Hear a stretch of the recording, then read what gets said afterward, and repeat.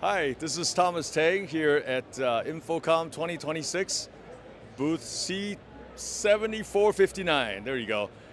And what we're showing here is a Dolby ATMOS decoder. You can see that we can also render into different channels. Anywhere coming in, we could render to 2 channels, all the way to 16 channels. Over here, you're seeing the audio meters. So right now it's decoding all 16 channels. It's decoding the Dolby ATMOS coming in on HDMI to Dante.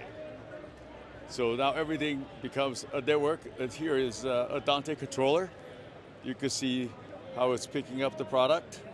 And we have different Dante products. We have a whole family of Dante products. We have a Dolby ATMOS decoder. We have a Dante embedder into SDI. We have a Dante de-embedder from SDI. We have a Dante HDMI decoder, a Dante HDMI embedder. So all these, a full family of Dante products.